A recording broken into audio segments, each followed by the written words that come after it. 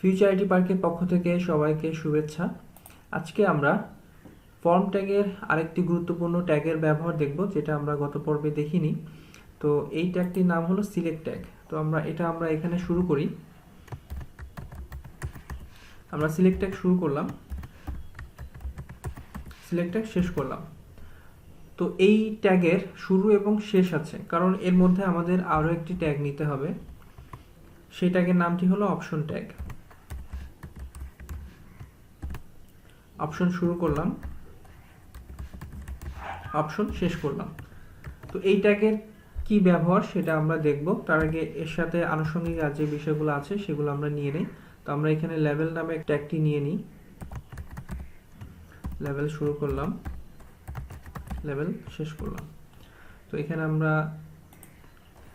For দিব, ফরের একটা value দিয়ে দিই ডে, এবং এখানে আমরা টেক্সট হিসাবে সিলেক্ট ডে। আর লেভেলের সাথে সিলেক্টকে যুক্ত করার জন্য আইডি নিব, আইডিটাও ডে নিলাম। আর নেম অ্যাট্রিবিউটটা নিব ডে। এবার আমরা এখানে অপশনগুলো যুক্ত করব। একটা অপশন হিসাবে আমরা নিতে পারি সানডে, এবং এখানে আমাদের একটি অ্যাট্রিবিউট নিতে হবে ভ্যালু, যেখানে আমরা সংক্ষেপে সান দিয়ে দিলাম। এবার ফাইলটাকে সেভ করার পর আমরা ব্রাউজারে রিফ্রেশ করে দেখি। তো আমরা দেখতে পাচ্ছি যে আমাদের এখানে নতুন একটা অপশন এসেছে। তো এটা পাশাপাশি চলে এসেছে। আমরা এখানে একটি ব্রেক ব্যবহার করব, অর্থাৎ আমরা যদি এখানে দুইটা ব্রেক দিয়ে দেই তাহলে এখানে আমাদের একটি ব্রেক তৈরি হবে। তো দেখতে পাচ্ছেন এখানে আমাদের একটি নতুন অপশন এসেছে, যেখানে আমরা ক্লিক করার মাধ্যমে সিলেক্ট করতে পারবো। তো যেহেতু আমরা মাত্র একটি অপশন দিয়েছি, এজন্য একটি মাত্র আমরা এখানে ভ্যালু দেখতে পাচ্ছি। তো আমরা এখানে যদি অপশন আরও বাড়িয়ে দেই, আমরা এখানে কপি করে এটাকে আরও কয়েকটি ভ্যালু আমরা দিব।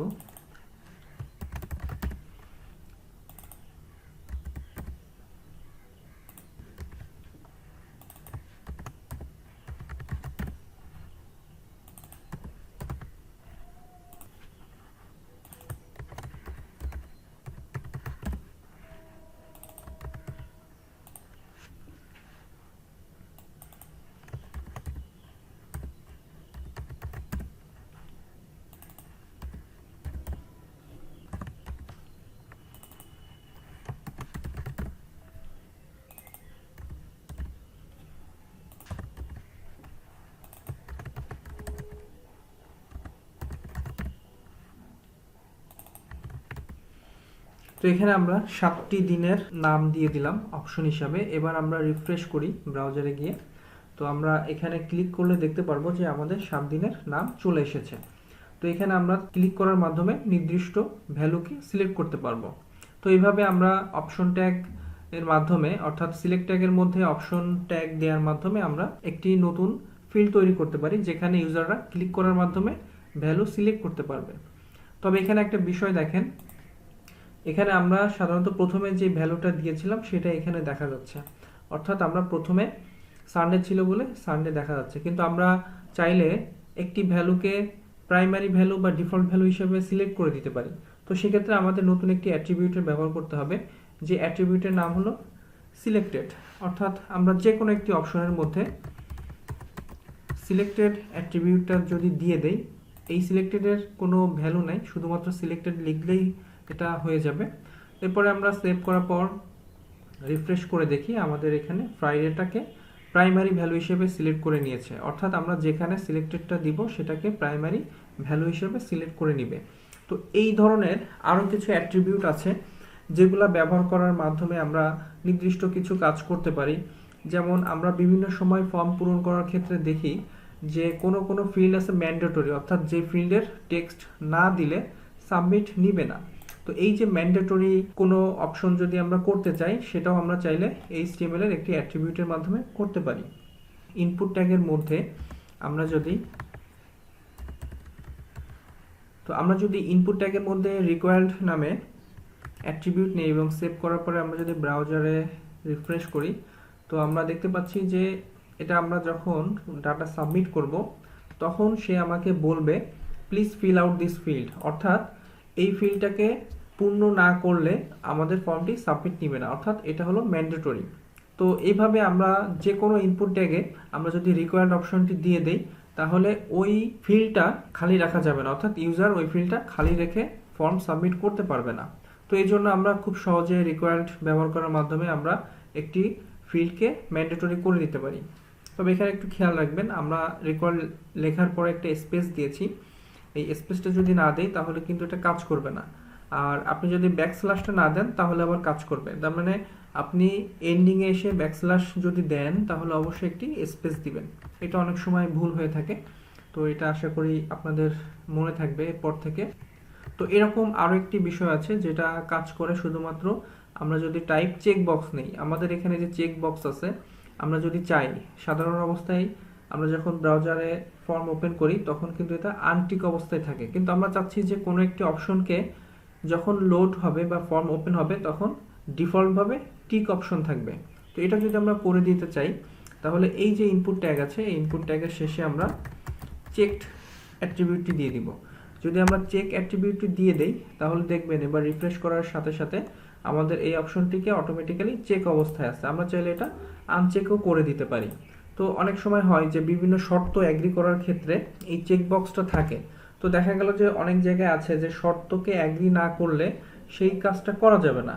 তো ডিফল্টভাবে আমরা এটাকে চেক করে রাখতে পারি, কারণ ইউজার এসে তো এটাকে টিক দিবেই। তো সেটা যদি আমরা নিচে থেকে দিয়ে দেই তাহলে বিষয়টা আরও সহজ হয়ে গেল। তো এটা আপনার জাস্ট জানার জন্য আমি শেয়ার করলাম। তো আশা করি এই জিনিসগুলো ব্যবহার করার মাধ্যমে ফর্মটাকে আরও ইন্টারেক্টিভ করতে পারবেন।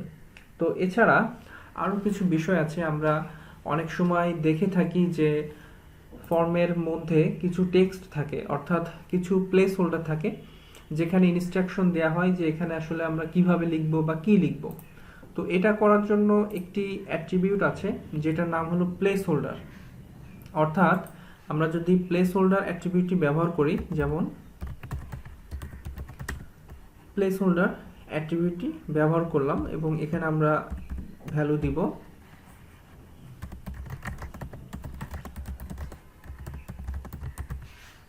Please write your full name. অর্থাৎ এবার আমরা সেভ করে রিফ্রেশ করে দেখি, তো আমাকে এখানে ইনস্ট্রাকশন দিচ্ছে please write your full name. অর্থাৎ এখানে কি লিখবো সেই বিষয়ে আমরা আগে থেকেই ইনস্ট্রাকশন দিয়ে দিতে পারি। তো এখানে আমরা যখন লেখা শুরু করব তখন কিন্তু প্লেসহোল্ডারটি হাইড হয়ে যাবে। তো এটাই অ্যাকচুয়ালি নিয়ম, আমরা বিভিন্ন সময় ফর্ম পূরণ করার ক্ষেত্রে এই বিষয়গুলো আমরা দেখেছি। আরেকটি বিষয় আছে যেটা হলো ভ্যালু। অর্থাৎ আমি যদি কোনো একটি ইনপুট ট্যাগে ভ্যালু দিয়ে দেই, অর্থাৎ এখানে আমি দিয়ে দিলাম একটা নির্দিষ্ট ভ্যালু দিয়ে দিই abc@gmail.com। তো এই ভ্যালুটা আমরা যখন রিফ্রেশ করব তখন এটা কিন্তু প্লেস হোল্ডার আকারে নাই, এটা সরাসরি টেক্সট আকারে আছে। অর্থাৎ অনেক সময় এমন কিছু ফিল্ড থাকে যেই ফিল্ডে যে টেক্সটগুলো সাধারণত ইউজার অবশ্যই দিবে, তো আমরা জাস্ট সেইগুলাকে ভ্যালুর মধ্যে দিয়ে দিতে পারি। তাহলে হবে কি, তাকে নতুন করে আর পূরণ করা লাগবে না, বাট সে চাইলে জিনিসটাকে মুছে আবার সে নিজের মতো করে লিখতে পারবে। তো এখানে আমরা দুইটা বিষয় দেখলাম, একটা হলো ভ্যালু যেটাকে সরাসরি টেক্সট আকারে এখানে শো করবে, আর একটা হলো প্লেস হোল্ডার যেটাকে জাস্ট ইনস্ট্রাকশন দিবে এখানে আমরা কি করব। তো এই দুইটা বিষয় আপনারা প্র্যাকটিস করবেন। অনেক সময় আমাদের বিশেষ করে প্লেস হোল্ডার তো লাগেই, বাট অনেক সময় আমাদেরকে ভ্যালুও ব্যবহার করতে হতে পারে। তো আমরা এই পর্বটি এখানেই শেষ করছি। এর পরবর্তী পর্বে আমরা অ্যাকশন এবং মেথডের ব্যবহার সম্পর্কে জানব। ততক্ষণ পর্যন্ত আমাদের সাথে থাকুন। ধন্যবাদ সবাইকে।